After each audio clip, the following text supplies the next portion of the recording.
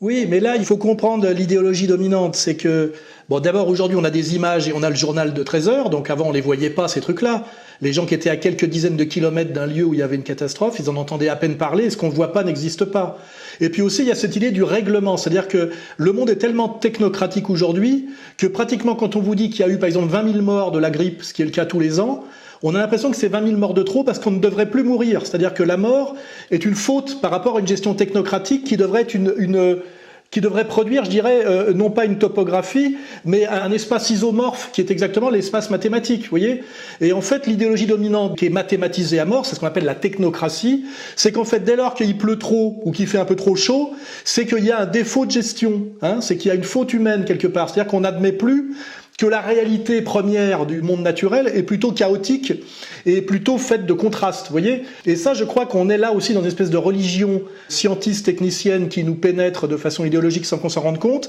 C'est qu'il faut presque faire un effort sur soi-même aujourd'hui pour se dire, il meurt 650 000 personnes en France chaque année et c'est normal, vous voyez. Et rappelez-vous que ça a commencé par punir l'automobiliste. À un moment donné, il y a eu une campagne en disant, il est scandaleux qu'il y ait 15 000 morts par an à cause des accidents d'automobile. Aujourd'hui, on est descendu, je crois, en dessous de 6 000, alors qu'il y a 2 fois plus de bagnoles qu'en 74. Mais on nous dit que c'est encore 6 000 de trop. C'est-à-dire que l'objectif, quand même, à chaque fois, c'est 0 mort.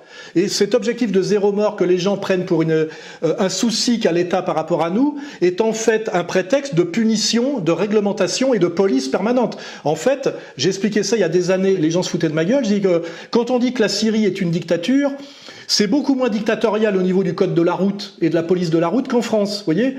En France, on vous traite de criminel si vous passez au feu orange à 4 heures du matin dans un carrefour où il n'y a pas eu de bagnole depuis 20 minutes. Si vous faites choper, vous êtes un criminel. Et je vous garantis qu'en Suisse, c'est bien pire. Hein. C'est incroyable. Hein.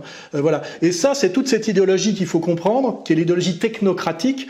C'est que la mathématisation du monde et la comptabilité, qui est la même chose, demande en réalité de la stabilité. On n'aime pas le désordre. Hein. Et ça, les gens l'ont presque intégré comme une donnée, je dirais, positive.